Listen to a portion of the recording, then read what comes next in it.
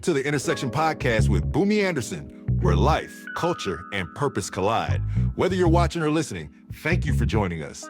Each episode brings real stories, meaningful dialogue, and moments that meet you right where you are. Now, let's step into the intersection.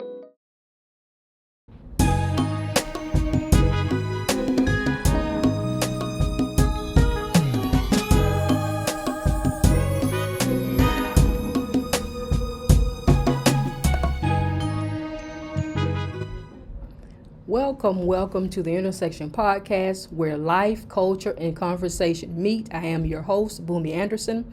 This episode is a special episode, Mothers and Mentors. It's a tribute, a conversation dedicated to the women who mothered us, mentored us, and those whose absence still shapes us. Today, I'm joined by a great group of women who are going to share with us things about their moms, being a mother, being a daughter, all those things. They're going to share with us things about their legacy, loss, and just simply just what it means to be a mother. So thank you to all of my guests who are with us today. You see them there on the screen. They're beautiful. So thank you so much. Thank you to all of you all for joining me today for this very, very special episode. Now, let me give a disclaimer about my mom. I asked her, I said, Mom, do you want to be on my show? She said, let me think about it. And I guess she's still thinking because she never got back with me.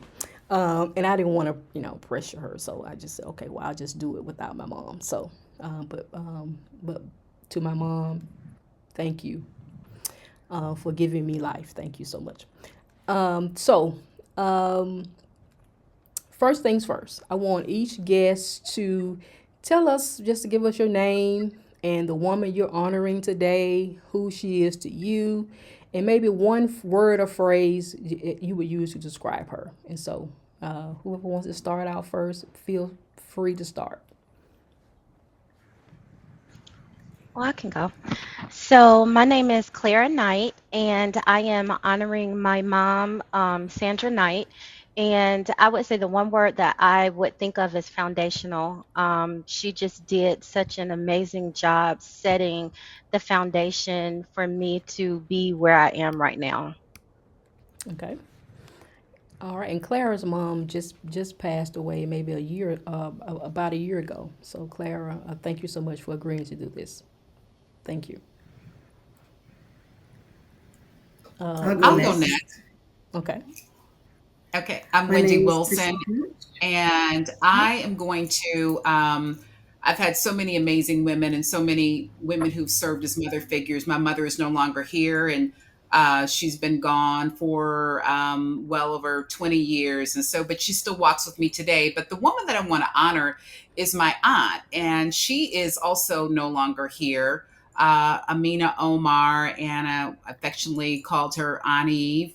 And if I had to describe her in one word, it would be cosmopolitan. So much of Hmm. who I am she helped to shape a lot of who I am, a lot of my likes and the things that I enjoy were patterned after her. My career aligns with her career path. And so I'd like to give honor to her today in this platform. So thank you for having me. Okay. Thank you so much for being here. I'm gonna have Amanda go ahead because her mom is on with her. Yes, right on time. My name is Iman Wilson. I am honoring the pretty woman in pink who just finished speaking, Miss Wendy, Dr. Wendy Wilson. And one word that I want to use to describe her is grace. Um, by Google's definition, it means simple elegance or refinement of movement. And throughout her example that she set for me in my life, that's one word that I can definitely use to describe her because she does everything with grace, and she's taught me to do the same and get through life's trials and tribulations with grace. That's beautiful. Thank you so much. Bisa. Yes, good evening, everyone. I'm Bisa Lewis, and I honor my mom, who I realize that I am blessed to still have with me in my nearing mid 50s. So I am. Most of my friends no longer have their moms, and I recognize that it's a blessing. And so the one word I would use to describe my mom, Pearlie Bryant, is authentic. I find myself in a lot of different places around the world, and I take her authenticity with me. I love my Southern roots. I don't care what room I'm in. I don't care who else is in that room. I love my authenticity because I got it from her. I appreciate my Southern roots, and other people I realize appreciate it as well. So authenticity. She's very authentic. Wow. Thank you so much. Christy. Hello, everybody. My name is Christy Gooch, and I'm going to be honoring my mother, Sylvia Gooch. My mom passed away when I was 24, so I've been without her longer than I had her at this point. But the word I would use to describe her is dedicated. She was very dedicated to me and my sisters, and to being a very good mom. Wow, wow. Thank you so much. And Kimberly Burgess. Good evening, everyone. I am Kimberly Burgess, and I am honoring Elizabeth Carroll Burgess. This will be the 5th year of her passing on May 31st. And I'm honoring her with the word powerful. My mother was an Army wife. She was raised on the streets of St. Louis. She got her GED. She married an Army officer and raised two fabulous children. But for 42 years, she served right along with him on his journey serving our country. So she was powerful. She raised powerful kids. She left a powerful legacy. Wow. Thank you so much. And Elizabeth Delancey. Hi, I'm Elizabeth Delancey. I'm using my whole name because my mother would always say, Liz is not your name. Um, I am honoring Irma Juanita Delancey, my dear mother, who I lost in 20, I guess it's 13 now. And the word that I would use to describe her is unconditional. Her love and support for me was just that, and so many other things, just unconditional. Wow. Well, again, thank you all so much. One of the things I do want, the first thing I want to ask, and this can be for everybody, okay? Um, how would you say that your mom, how did she help shape who you are today? And I I don't don't mind. want I don't to mind starting. I go don't ahead. mind. I don't mind starting.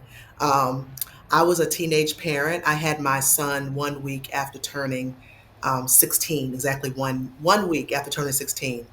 And my mother, without me knowing it, was preparing me for the rest of my life. She did not coddle me. I came home from the hospital brand new 16 with a brand new baby, and she had the bottles, she had the crib, she had the diapers all set up.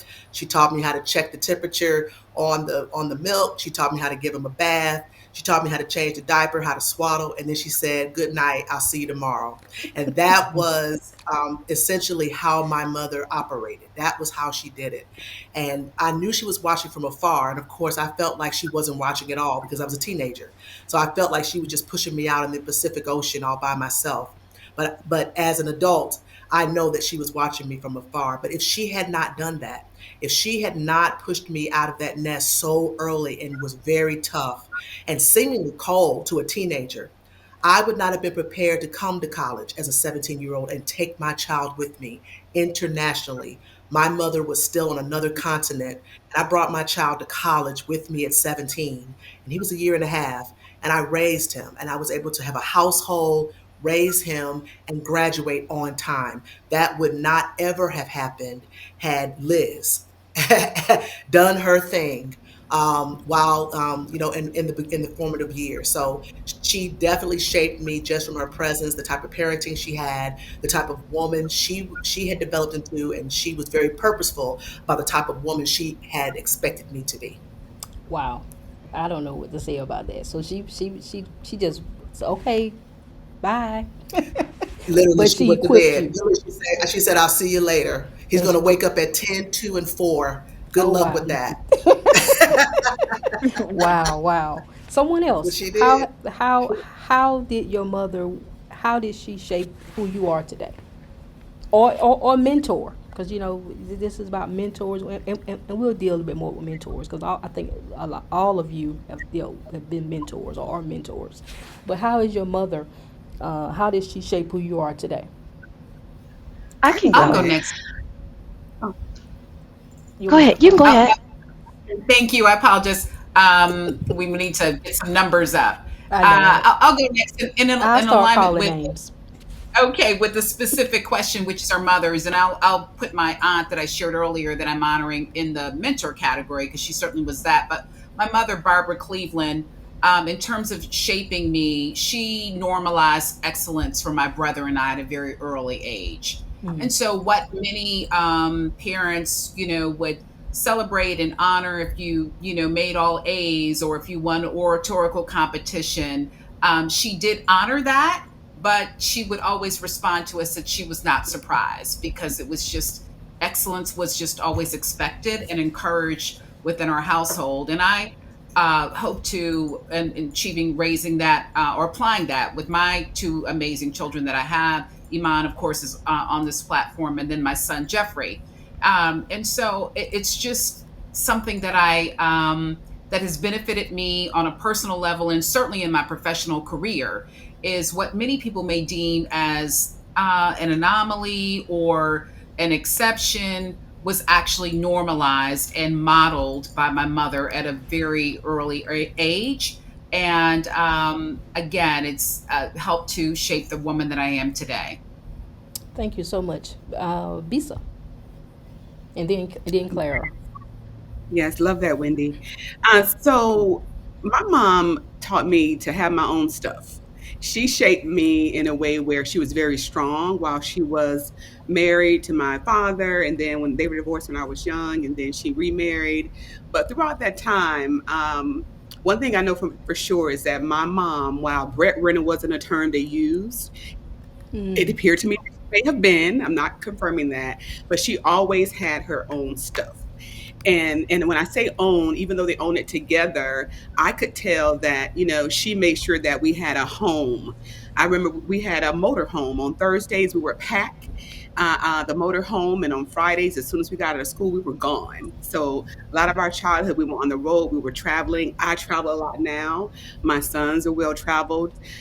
So my mom just taught me that financial independence, while it's okay, definitely to listen to your husband and be a great partner with your husband, is also important to mind your financial business. And so throughout my adult life, in teaching my sons the same, they don't ask me to cash app them anything. We don't even have cash app, but they have taught me to. I mean, I pass it on to them as well, because we've learned from my mom and my family to live the life based on what you make, not what I make, what you make. So I'm thankful to my mom for that those financial teachings that I learned from her.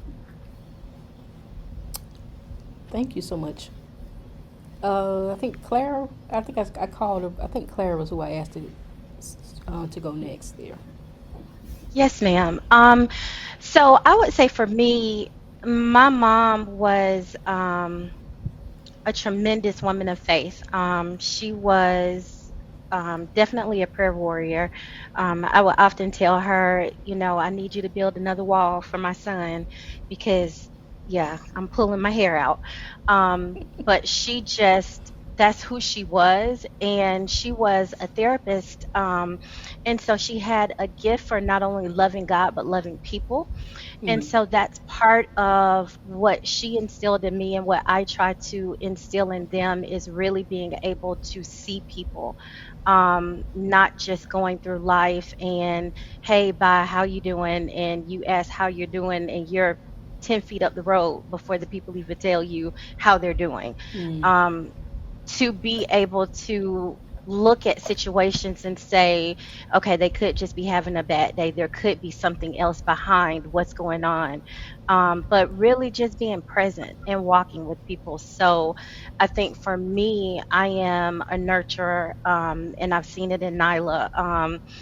Kind of being the mama, even when you don't need to be the mama, but so for walking through life and not just being so consumed with what I have going on, but really being able to be present for others, I think is something that she has really left with me. So, Iman, so your mom is actually on with you. Tell me how. Tell me how has she shaped who you are today, and who you're becoming. Yeah, of course. I would say my mom helped shape who I am by always instilling the importance and the power of education into me. I can recall as a young child, she would always say, you've been watching TV too long. You need to read for 30 minutes or be sure you read today. And as a child, I didn't really understand, like, why does she keep making me do that? But it was just instilling in me at an early age the importance of always being a student and remaining curious. And so I take that with me into my adult life. I'm someone that loves to learn, and I just want to continue that throughout my life because it's taken me very far. And I would also say that, well, I'll leave it at that. That's well. Thank you so much, Liz. Tell us how has your mom shaped you? Your mom, the lessons that you've learned from her. How did it shape you for today? There are a lot of ways that I could mention, but the one that I think about is my mom as a teacher. She always had the ability to relate to her students, and she was a problem solver, and they saw that in her. She was a refuge, and they saw that in her. And while I sometimes miss the mark, that's something that I strive to be for my students, and the people, well, the young people that I mentor. Because one thing that I always felt around my mother, and that her students always felt, was safe. And so being safe harbor for somebody is important. Wow. Thank you so much, Christy, and then Kim. All right. So my mom was an extremely calm person, and being around her was like drinking a nice warm cup of tea. Uh, she had a way of thinking through things that seemed to be hard or complex. And remember, I lost her at 24, so she had the opportunity to mother me through college, and then pretty much all of my adult years I've kind of been on my own, and God has put wonderful people in my path. But the things I remember about my mom is that she always had a plan for me and for us. Um, she always let us know her expectations of us. She taught us how to dream. I think that was the biggest thing, is that she would have actually sit us down and we talk about, well, what do you want to do? And what do you think about this? And how do you feel about that? And we had the opportunity to just kind of work things out for ourselves, and then to just be able to dream and then put a plan underneath the dream, right?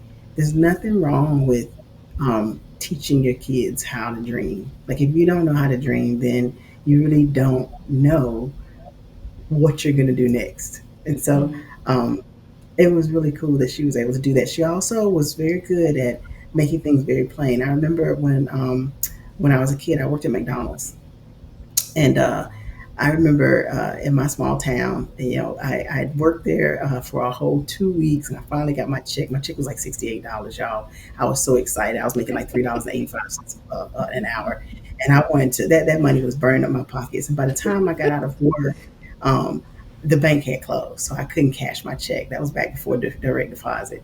And I remember I told her that, and I was sad, and she took the check and she's okay, we'll sign it. And she signed it, and then she counted out the money and she gave me the money and she put the check in her drawer.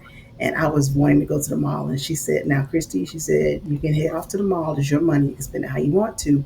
She said, "But I just want you to think about this." She said, when you go to that mall, whatever it is that you decide to buy, I want you to divide it by $3.85 Mm. so that you can figure out how many hours of your life you had to dedicate to buying that thing.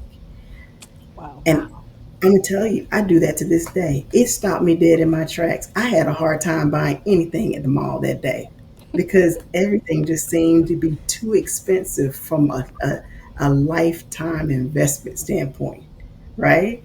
And that's something that's always been with me. I have taught that to my children so that they can be aware of themselves and aware of how they move and how they spend so that they can just be smart about how they go into different situations when it comes to money. But she had so many little antidotes like that that she was able to give me and that I'm able to now use and pass on to my kids. So, yeah, mom was pretty awesome. Well, I tell you, I'm hearing some powerful ways with that your moms have shaped you all. It's just mind blowing. Kim Burgess, Mhm. you started off with a mind blowing revelation about your mom, but tell us how she shaped who you are today, helped to shape you.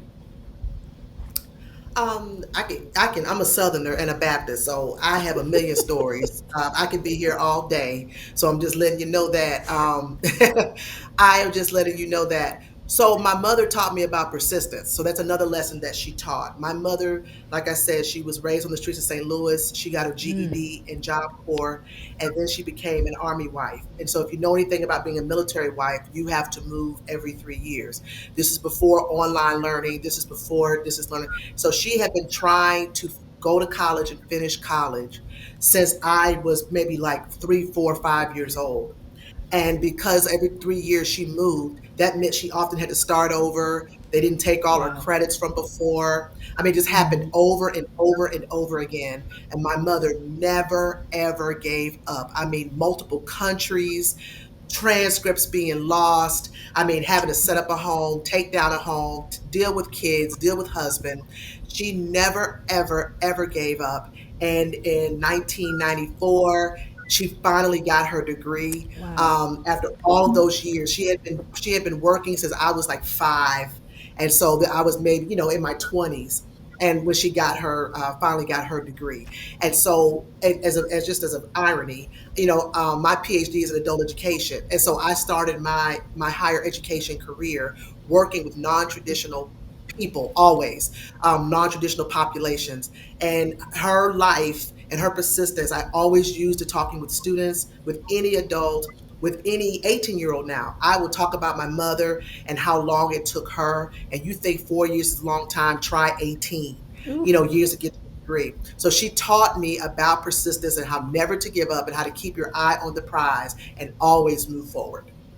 Wow, that It's is. beautiful. And I think Liz has a similar story about her mom, um, but I won't go there.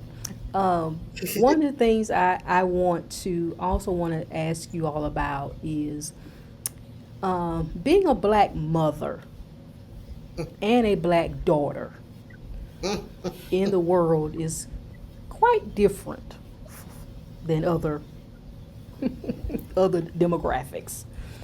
Um, how does being a black mother or black daughter or both, how does that show up for you in the world? What does that represent? Wendy? Oh, Liz, I Sure. think. I would have to say, interestingly enough, I immediately thought of my son when you asked that question, Mm. because we as Black mothers are just always mindful about their movement, concerned. And then you're also working to not project any that over concern, sometimes even fear at times, based upon the climate that is going on, or their movements on and known and unknown. So you have to be put that in a space that does not stifle them, but always educating them about the realities of the world, and to just again be very aware of how you move, but then still working to be your authentic self. It's a lot of complexities with that. Wow. As it relates to, and I don't know that I do the same thing or project those concerns with Iman. She's probably a little bit different. She has at times example to me in terms of how bold Black women are. Uh, and I'm extremely proud of her in that regard. I like to believe it's that she may have gotten it from me, and she talked about what I example, but I was very intentional about who it has been in her life, and so she had great examples of bold Black women. Her great grandmother, her grandmother, who was only in her life for about 5 years, and then my mom made her transition, but I see so much of her boldness that Iman walks in on a daily basis. So, as a daughter, as in this world and being a Black woman, again, I go back to just having a sense of great pride, but at times it's a burden that we all carry. Many of the women on this platform I know and love dearly. And so I stay concerned about how they contribute and gift to the world and the toll that it can take on them. Two of them being, Kimberly Burgess and Elizabeth Delancey, both of them very talented and brilliant women. But I know that they give endlessly to others. And so I have to remind them that using that sharing their bold selves with the world, to also be very kind to themselves. And I don't know that we as Black women exercise that as much as we should. So the luxuries of life and the self care, going back to that word that my mother taught me early on, is normalizing. I'd like to believe that we should not believe, that's not the word that I want to use. We absolutely should exercise normalizing self care on a daily basis.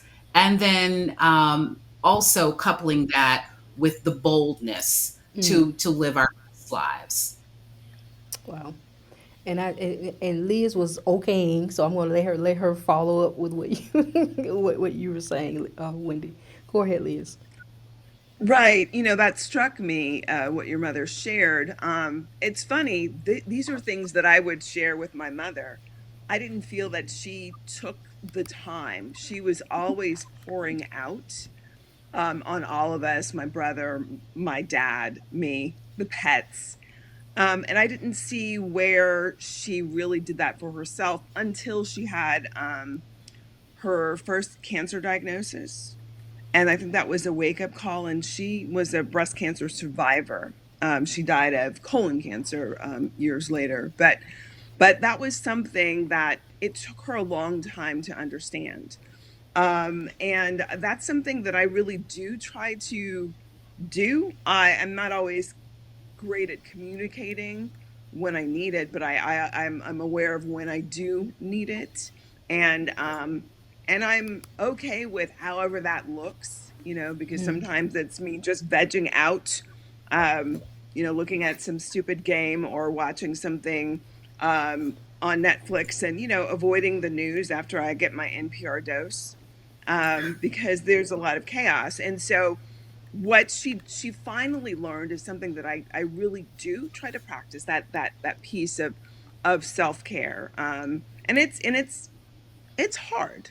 It really is hard because there are a lot of things around that just take our energy, like I think I was mentioning to you, Boomy, um, that I see like newly homeless people in Albany like all the time. I'm like, okay, that's a new face, and I'm thinking, oh well, how, what can I do, and knowing that the problem is larger than me, so just trying to figure out, okay, how not to get compassion fatigue, because there are so many cares in the world, and so it's getting increasingly difficult to do that, but I've got to.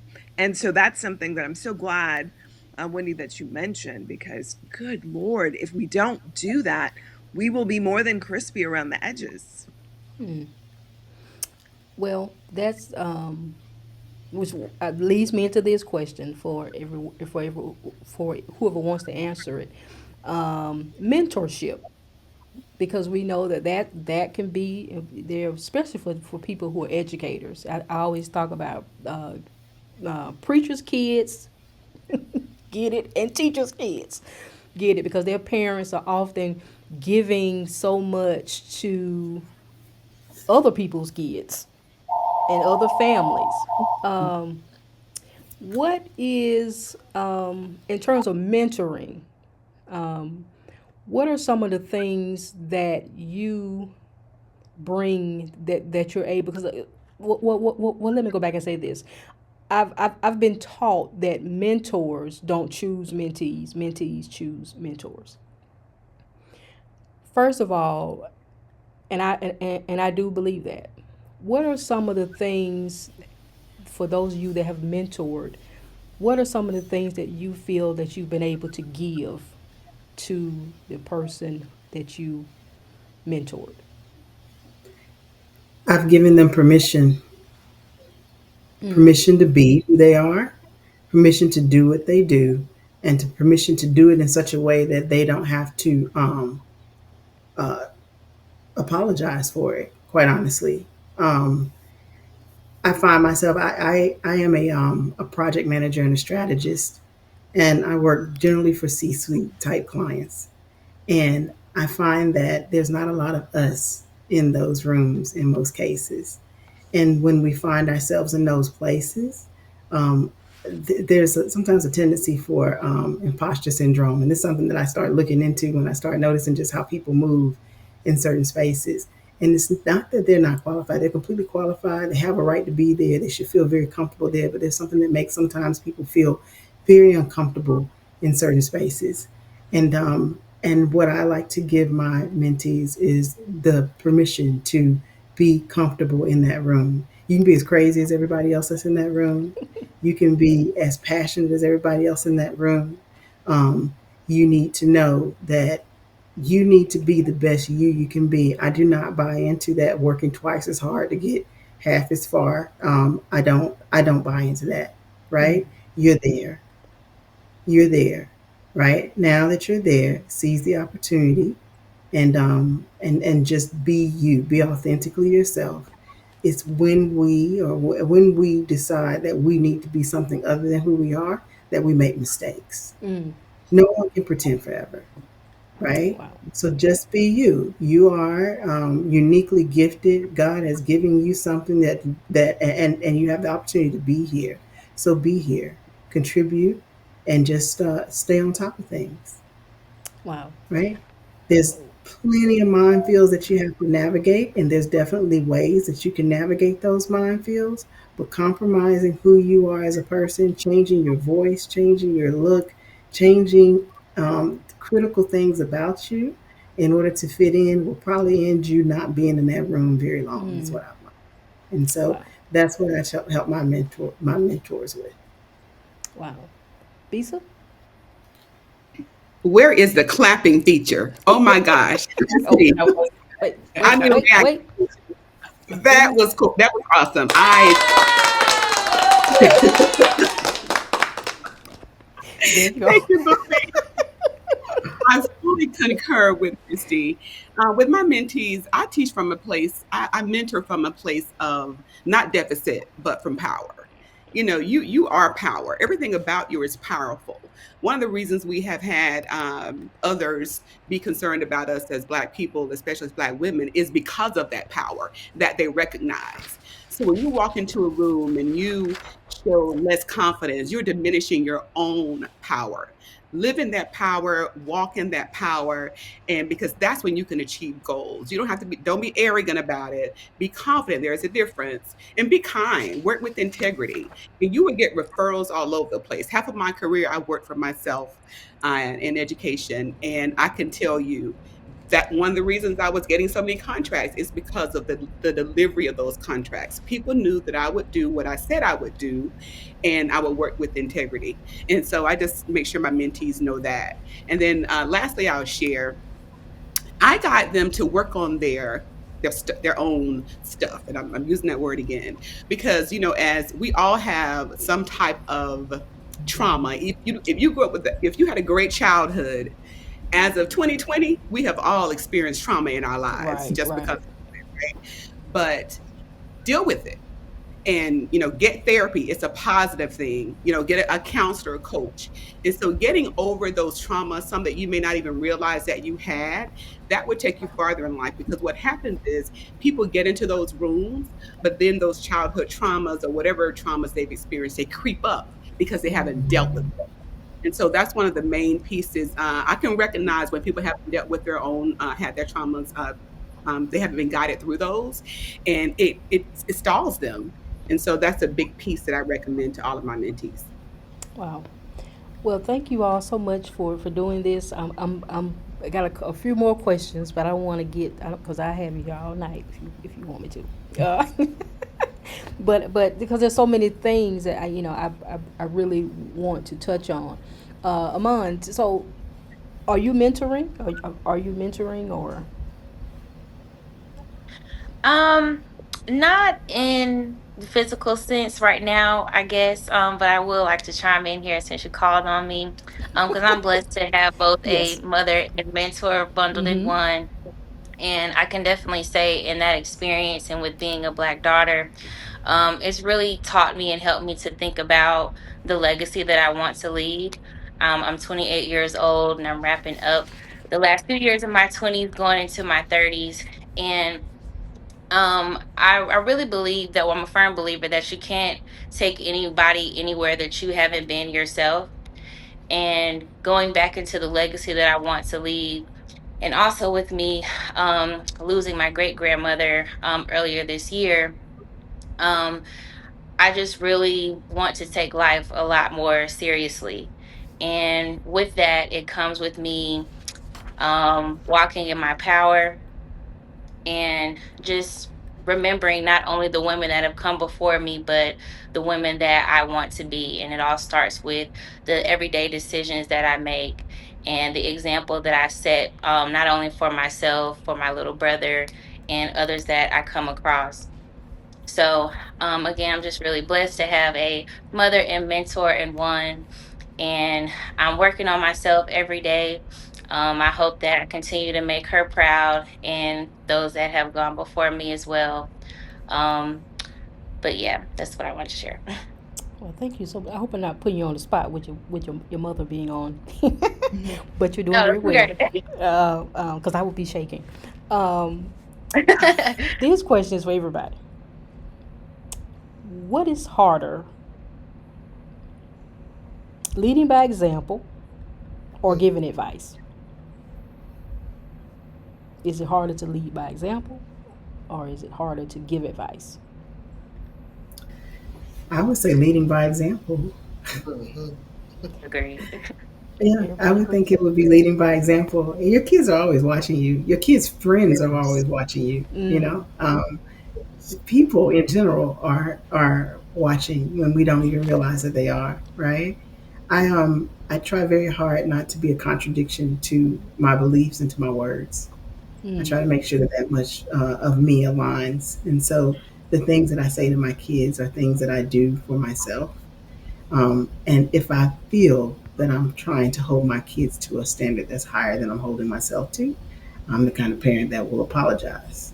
I didn't get a lot of that now when I was growing up. That's just not what my parents and my grandparents were doing. But if I don't mind apologizing to my kids if I realize that I am doing something that is out of line with what it is that we are trying to establish in the home. But for sure, I think leading by example is much tougher than giving advice. Giving advice is easy. Everybody knows the right thing to say. It's harder I to do think the right. So, I think that it's much harder as a mentor than as a parent. I'm just being honest because wow. my child my child sees, all your imperfections. They know what you look like when you first wake up in the morning. They've seen you on your bad side. They've seen you not look your best, talk your best, walk your best, and they have baked that all in the cake. That is all. That's all my mother. But your mentees have not, and your mentees put so much faith, the ones that trust Ooh. you and believe in you. The pressure sometimes can be enormous because you want to be regular. Sometimes you just want to be regular. And many times your mentees have given you a superhero status. Ooh. Mm, mm, Um, and they've given it to you. They've said, you can jump over tall buildings, you can save babies from burning buildings, the answer to all things past and present. And sometimes you wow. just want to say a curse word, and you just and in those moments you're always like, but wait, if I do this, if I say this, what will the effect be? If I do this, what will the effect be? It's a lifetime effect. I've just always felt much more pressure of the leading by example, as a mentor than I have as a parent, because I just, like I said, I feel like my child has already baked in all my imperfections and has Mm-hmm. chosen to love me anyway. But I feel like that my mentees, there's just so much at stake, and I may be the only person in their life giving them power and strength, in their minds. And that if I make a wrong move, they may lose, that kind of faith in anybody else forever. That's what I feel like sometimes. And I have so many that look to me on a daily basis. And sometimes I just want to lay on the floor in the fetal position. I mean, that's just how I feel. I'm a regular human being. And so, there's just pressure. I can't do that. Like, I can't just lay in this floor. I can't just have a 2-year-old temper tantrum. I can't have I just can't have an off day, or it may affect how they feel, moving forward for life. So that's just my perspective, on the difference of leading by example as a mother rather than a mentor. Wow. And so I would say I think giving advice is harder, um, especially as a parent, because especially for teenagers and young adults, because you can give them advice to tell them how to avoid the pitfalls, and then it seems like they take a step back to get a running head start to dive straight in the pit hole and They sure then do. say, "Ma," for you to rescue them. And you just have to let them learn. Sometimes you can't rescue them. You just have to kind of let them learn the process. And so for me, it's harder with the giving advice. I can walk because I can control what I do, but I can't control them or control him or whomever you're giving the advice to. So you have to be able to do that and then take your hands off. Wow. Wow. Yeah, I'd like to agree with that, Boomy, Uh-huh. because we've lived different lives and in different times than some of our children, some of our mentees, right? And we love to give advice based on our experience. Well, we haven't experienced some of these experiences they've experienced. Mm-hmm. So, I want to applaud Wendy and your daughter Monty for being here, because you can tell children all day, your adult children all day, but if they don't listen, so the fact that you're just here with your mom shows that you're at least listening. So we can give them many, many lessons, but it's Right. those who are listening, that's important. So yeah, I agree. We didn't grow up with social media. Thank goodness we Yes. didn't, right? Ooh, But thank goodness. Thank goodness. they can make mistakes and hide them, or get over them like we did. We all live in seasons. We've all gone through these seasons, but we were able to leave those seasons behind and flourish beyond them, and there's no record of it, right? The children today, they Right. don't have, the adults don't have that. And so I have given advice and been told, well, it's not like that anymore. And I could only agree. We live in different times. And also, y'all, they're not afraid of other people. They're not concerned as somehow some things we were brought up doing, where we were a lot more careful about how we move because of Mm-hmm. issues of racism. Yes, racism still exists, but these Gen Zs, listen, they feel like they deserve it, and I love it. I'm always joking with my 23-year-old friends, because can't, well, I want to curse on here, but my little phrase for them every time they do something that is just powerful, I go, "Ooh, Gen Z bees." So all his friends Oh, are saying that because they realize you are stepping into a power that we did not exude. wow. And I'm like, man, Gen Z, because they They don't, have they no believe. fear. They have no fear. No fear of unemployment. They have no fear of homelessness. They don't fear. I mean, they don't fear anything. They Yeah. don't fear anything. They'll walk off a job. They'll tell an adult that you disrespected them. They're not afraid of an F. They'll take the F. Welcome to my life. Welcome to my life. They're not afraid of Is that anything. mental health? They would take a mental health days, They will weeks. take a mental health Yep. day. Yeah. Yep. Yep. They're they're they're quite a interesting generation. I'll say that. I'll leave it there. So what's one thing that you would say that you've taken from your mom? One attribute, one characteristic, one something. Liz, I'll start with you. What's one thing you've taken from your Um, mom? oh God, there's so many, so I'm going to do one that won't make me cry. I will say her design aesthetic. If you can see in my background, I've got like a lot of pictures hanging, and that's how she would decorate as well. So, yeah, I definitely adopted the way that she decorated, and her love Mm. of bringing things together and using things that are for different reasons, different purposes. So yeah, I would say that would be one thing that I took from her. Yeah, and Liz tried to bring that design aesthetic over to my house. No, It worked. no, this. uh, her mom, trust me, her mom believed in hanging things. So, so yeah, but I can see that she definitely took that from her mom. Wendy. I would, that's a really great question. And the first thing that came to my mom was excellent in terms of her poise under pressure.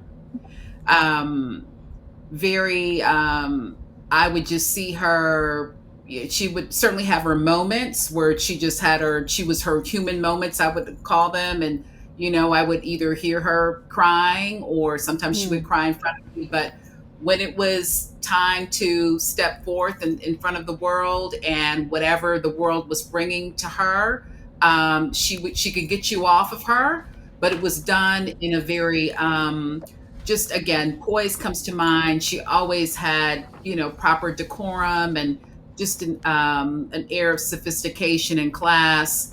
And, where I know in her head, she was probably, using 10,000 expletives. She understood at the moment, yeah, that it was not going to yield the intended outcome that she wanted. And I have worked to try to model that myself. I've been in some rooms where in my head, I was flipping the table over. But as I, share with, a lot of the amazing women on this platform and even including my daughter Iman, that, I have a mortgage to pay. So I can't flip the table over. Mm. And so I have to stay and still represent who I am, be true to myself, convey the intended message, but do it in a manner that won't have negative consequences for me. So I would absolutely have to say poise under pressure. Wow, Iman. Ooh, it's hard to come after that. Um, I'm going to say something that I've been able to take from my mom is the power of being resilient. While we can't stop, negative outcomes from coming about in our lives all the time, something that my mom always taught me is that what you do have power and control over is the way in which you respond. And so, if I, just can recall her example, I may have seen her be in a relationship that maybe wasn't making her happy at one point, but she showed me that you don't have to stay in that relationship. And that love that you give so freely to others, you can give to yourself. I have watched her go after jobs that she hasn't always been awarded. And instead of remaining in defeat, she decided to put that energy into her business, which is now flourishing.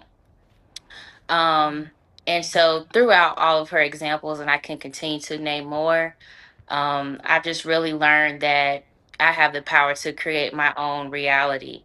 And that's something that I try to do um, in every situation, whether it's career or my immediate circle within my personal life. So, yes, that's what I wanted to share. All right, Clara. So it would have to be a life of faith. Mm. It would have to be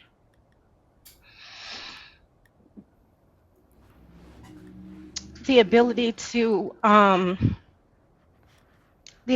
find God in any season, and whether you're surrounded by a room full of people or you look up and there's nobody there. Um, to be able to pray and to understand that prayer doesn't have to be articulate and it doesn't have to be deep. Sometimes it's just Jesus, and sometimes it's just, okay, God, you okay, whatever Yeah. you need in that moment. Um, and to know if you can just hold on, that every season eventually changes. So it would have to be that, a walk of faith. Oh, thank you so much, Clara, for sharing that. Kimberly. So I'm going to break the rules and have two. um, so the first one is, and those of us who are most of us the same age except for Iman, and Iman will begin to see this as she gets older because she's Mm-hmm. stunning, just like her mother. Mm-hmm. Is that there will be a day Yes. when you look in the mirror and see your mother's face, and it is going to be it is an absolutely stunning day. I mean, when you see your mother looking back at you, Wow. that does happen. And so one of the first things she gave me was this space. Anybody that knows me knows the power of my face. I have not tried to hide it anymore. I don't run from it. I embrace it. I utilize it.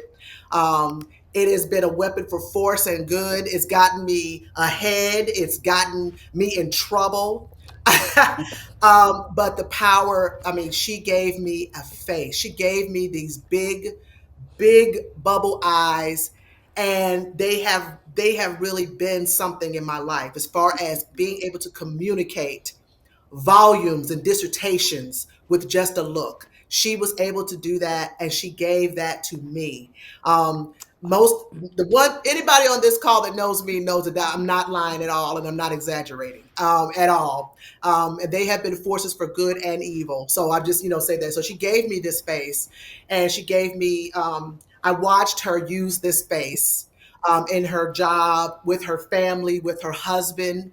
I just watched just the power of not sometimes never having to say anything at all, just by looking. The Wow. other thing that she gave me was this voice. I have her voice as well. And I have had this same voice since I was 11 years old. So if you can imagine this bass, all this bass at 11 years old, this is the same voice that I've had. We always had the same voice. And so growing up, when people would say, you sound just like your mother, you would roll Wow. your eyes, like, oh my goodness. But once again, I watched her use her voice. I watched her use intonation, and I watched her use strength. She knew when to whisper. She knew when to boom. She knew how to do all of it. I watched her code switch. She taught me all of those things. And so I am carrying her legacy. I'm carrying her face, and I'm carrying her voice. And I'm sure she's rolling her eyes right now because she knows I can't do it as well as her. But those are the two things that absolutely Elizabeth Carroll gave to me, that I carry around each and every day. Wow. Thank you so much, Visa. Yes, I'm gonna break the rules too. Uh, thank you, Kim, for setting that. So I'll start with just her intuition, which I'm still learning to accept and lean into, if you Mm-hmm. will, because she has this really strong intuition, and sometimes whether it's a dream or a thought, and I'm sure many of your mothers have it as well. And I'll just call her, and I'm so happy again to just be able to call her and say, "Mom, this happened." And sometimes I don't know what it means until after it happens. And she just talked about how strong our minds are if we just lean into them, right? As Wow. well, I thought.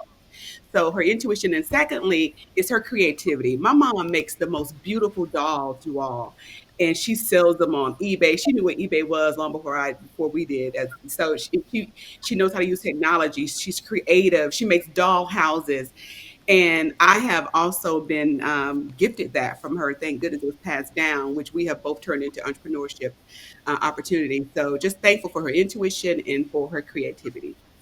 And Christy?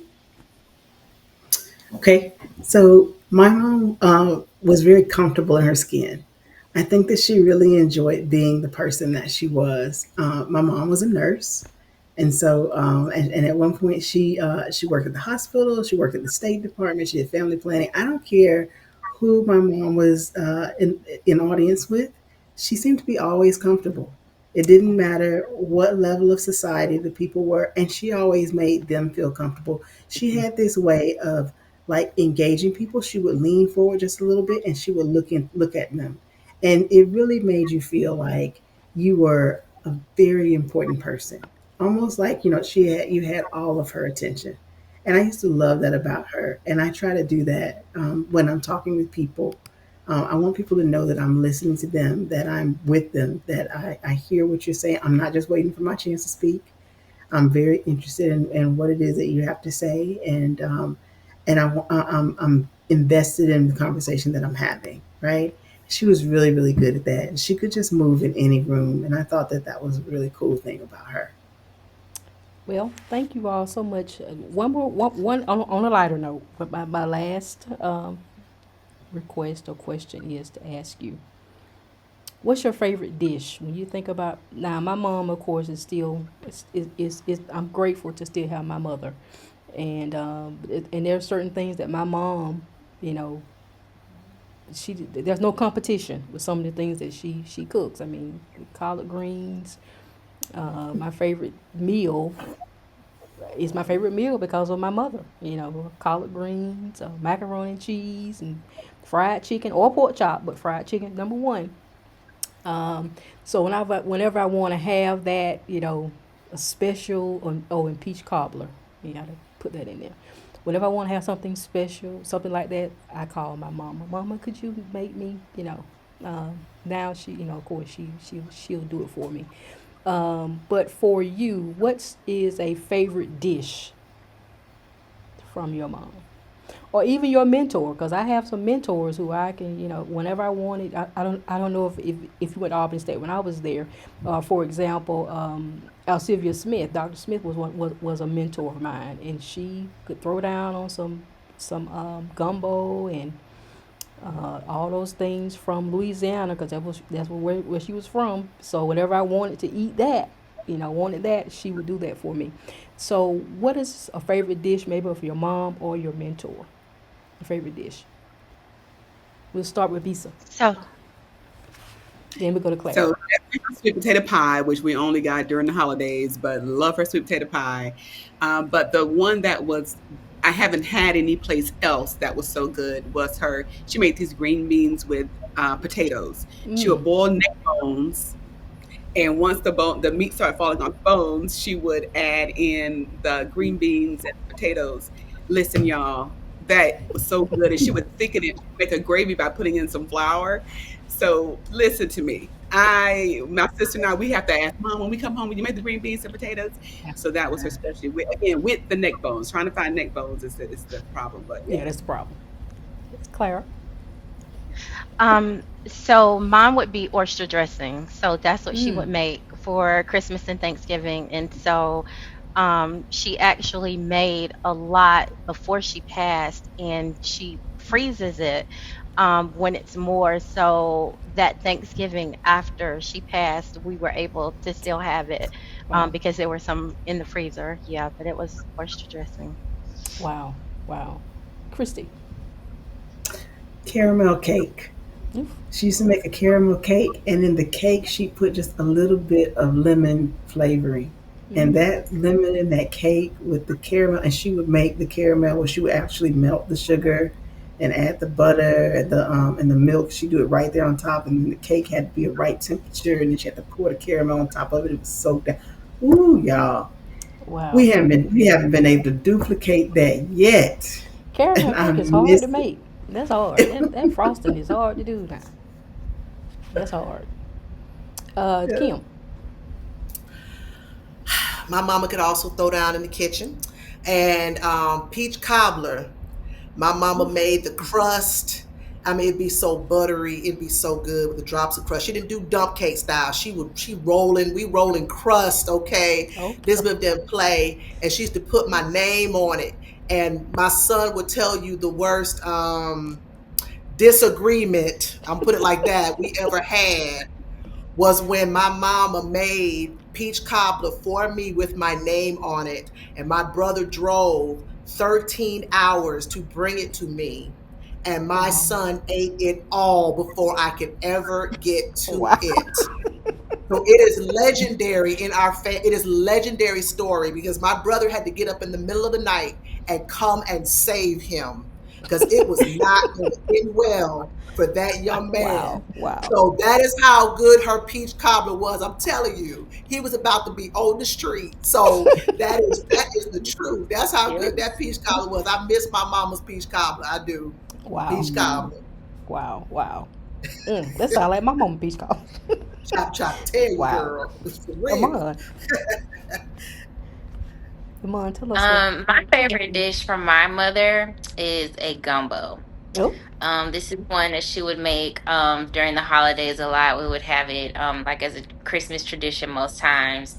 So that's my favorite dish from her. She definitely made it with a lot of love. And I'm gonna break the rules a little bit here because I have an honorable mention as well. I used to okay. really love when my mom would make breakfast for dinner. Mm. That's something that I do Yes. myself sometimes in my adult life. Is just quick and easy, and it's always a hit. It's always good every time. So scrambled eggs, salmon croquettes, grits. Like she would really do her thing. I love her omelets. Pretty much any type of breakfast cuisine. But Wow. quiche. She's the one when it comes to breakfast. Wow. Okay, Wendy. I got your name on list. Um. Okay. All right, Wendy. What's your favorite dish? So I'm going to break the rules since we're doing, and I'm going to be in theme with everybody else. So I want to go back to something that Iman said, and she said that she hopes that she will one day make me proud or continue to make me proud. Yes. If she does nothing else in this world, she has already made me proud. So I Yes. want to take Wow. this opportunity to say that to her publicly. As it relates to a dish that my mom made, it would have to be cheesecake. Ooh. She had a really simple recipe, but it would just taste so divine, and it just the love. And I know it was the love and care that she put into it, but it was coveted by a lot of our family members. My grandmother raved about it. Well, and my grandmother passed when she was 95, and even in her 90s, she was still talking about my mom's cheesecake and how much she enjoyed it. And one time she ate it to the point that she got sick because she had eaten so much of it. But it was just always so rich and decadent, and the flavors would just meet you with each forkful. I've tried to, replicate it, but don't still work in progress. But that would be my favorite dish that my mom prepared. All right, Her and cheesecake is good too. I could have mentioned that one as well. okay. All right, Liz, tell us. You know, Kimberly, when you were talking, I could relate a lot to what you were saying. I am also a military brat, and so I lived overseas in Japan. And Japan is very much like Hawaii. You have people from everywhere. And our neighbors were Filipino. And I can't remember her name, but the woman, our neighbor, taught my mom how to make lumpia, which is like a Filipino egg roll. And every now and then, my mom, when we were kids, she would make it, and it was I have not had anybody's lumpia that tops it, and I'm talking about even if they are Filipino. I mean, it was just perfect, and every now and then I'll find something that approximates it. But her ability to learn, something from another culture and then perfect it so masterfully. I remember my brother and I trying to out eat each other because it was so delicious. So yeah, I would say that that was probably one of my favorites. Wow. Well, ladies, thank you so much for doing this show. Um, you made me think. Matter of fact, you made me think about my mama's homemade biscuits, which she has since Oh, the retired biscuits from are doing right. that. Yeah, And she'll have a right. nerve to say, go to the store. They got the same biscuit." No, mama, they don't have the same biscuits in the store. So that's one of the things also that come to my mind. My mom's homemade biscuits. The only time I even would eat salmon croquettes was when she made biscuits and cane patch syrup. Got to have the cane patch syrup. There you Um, go. yeah, that's the only way I could actually get the salmon down is to have that with the biscuits. But thank you all so much for doing this, and to all of our mothers, whether they're here or whether they're not, thank you so much for all that you've given us and imparted to us, things that we will never ever forget. My love for music. When people say, "Why?" I love I love R&B, old school music. That comes from my mom. My mom, that's what I got from her. I got the Temptations, and I got Motown from my mom. My love for Motown. So so thank you all again for doing this, and happy Mother's Day to you. And even if you have pets, Liz, happy Mother's Day to you. You're a mother. But happy Mother's Day to each and every one of you. Imani, thank you. Amon, thank you so much for doing this. Thank you for being on with your Thank you mom for and for surviving it. Thank you so much. Have a good evening, everybody. Thank Thank you. you. Thank you for showing up at the intersection. This is the Intersection Podcast with Bummi Anderson. And whether you're watching on screen or listening on the go, we're glad you're here. Be sure to subscribe, share, and stay connected. Until next time, meet us back at the intersection.